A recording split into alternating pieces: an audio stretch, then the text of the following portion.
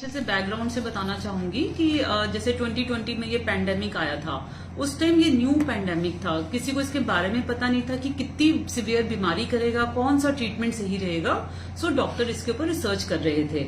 उस समय जब पैंडेमिक सिचुएशन आता है, जब बहुत सारी तादाद में लोग वो बीमार हो जाते हैं एक साथ, तो एक वैक्सीन का बहुत बड़ा रोल होता है क्योंकि वो प्रिवेंट कर पाता है। तब इसके लिए कोई वैक्सीन भी नहीं था और बाहर की कंपनीज काफी देर से बना रही थी। तो ऐसे ही जो एस्ट्राजेनेका है, उन्होंने भी एक टेक्नोलॉजी से बनाया जो सीरम इंस्टीट्यूट को दिया।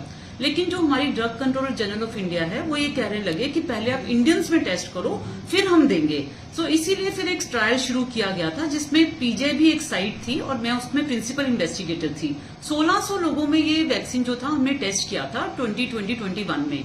अभी हम टेस्ट कर ही रहे थे क्योंकि देखा गया कि सेफ है और बाहर से भी स्टडीज आ गई थी, तो गवर्नमेंट ने डिसाइड किया और इससे डेथ्स काफी हो रही थी कि वैक्सीन हमें कम्युनिटी में देना है।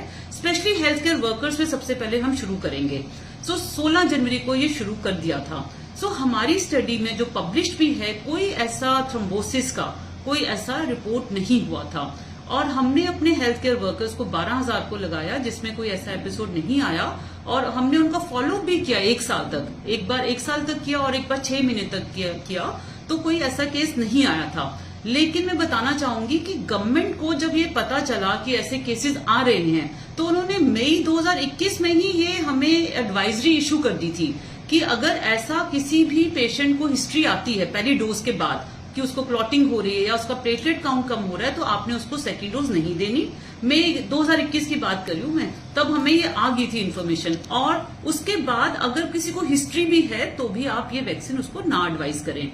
और इसका जो इंसिडेंस निकला गया है, जो रिपोर्टेड है, उसमें ये देखा गया है कि अगर 7,000 लोगों को वैक्सीन लगा है तो उसमें से एक को ये प्रॉब्लम होगी। सो ऐसी सिचुएशन जहां पे हम ना बैलेंस करते हैं कि उसके फायदे ज्यादा हैं या उसका रिस्क ज्यादा है। सो उस सिचुएशन को ध्यान में रखते हुए इसको कंटिन्यू किया गया था। सो अभी जो एस्ट्राजेनेका ने इसके बारे में रिपोर्ट किया है, तो उन्होंने भी अग्री किया इस बात को कि ये वैक्सीन से एसोसिएटेड हो सकता है, लेकिन इंसिडेंस बहुत ही कम है, 0.000001, तो बहुत ज्यादा कम है। और आज की डेट में इसका बहुत कम रेलेवेंस है क्योंकि देखा ये गया है ये जो प्रॉब्लम है कब होती है, वैक्सीन लगाने के 21 दिन के अंदर अंदर होगी, ज्यादा से ज्यादा महीने के अंदर हो जाएगी। अब तो लगे हुए 2 साल हो चुके हैं लोगों को, 3 साल हो चुके हैं। सो अब इसका कोई खतरा नहीं है। अगर किसी को अभी भी कोई प्रॉब्लम है तो उसका रिस्क फैक्टर वैक्सीन बहुत अनलाइकली है। उसका रिस्क फैक्टर हो सकता है शराब पीना, सिगरेट पीना, अनकंट्रोल्ड डायबिटीज, अनकंट्रोल्ड हाइपरटेंशन, दवाइयां ना पूरी तरह से लेना, मोटापा, सैर ना करना। तो ये बहुत ज्यादा इंपॉर्टेंट रिस्क फैक्टर्स हैं जिसके ऊपर लोगों को फोकस करना चाहिए। कोविड-19 वैक्सीन अगर अभी 3 साल तक उनको नहीं इम्पैक्ट किया है तो बहुत ही ज्यादा कम चांसेस हैं कि ऐसा होगा। मैं कहूंगी कि ऑलमोस्ट नील के ही होगा इसका चांस।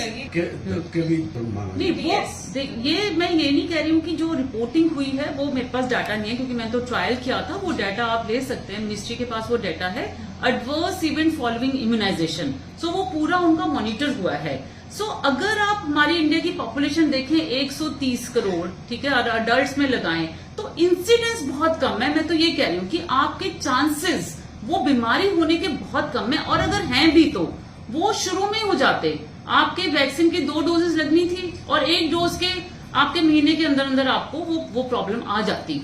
तो अब तो मतलब कि 2 साल हो चुके हैं। मैं ये कह रही हूँ आज की डेट में इसका कोई रेलेवेंस नहीं है। वैक्सीन बनना बंद हो चुका है, सीरम इंस्टीट्यूट नहीं बना रहा, ना ही हम किसी को एडवाइस कर रहे हैं कि आप वैक्सीन लगवाइए, ना ही हम इसकी जरूरत है हमें, क्योंकि अब तो सब भी इम्यूनाइज्ड हैं।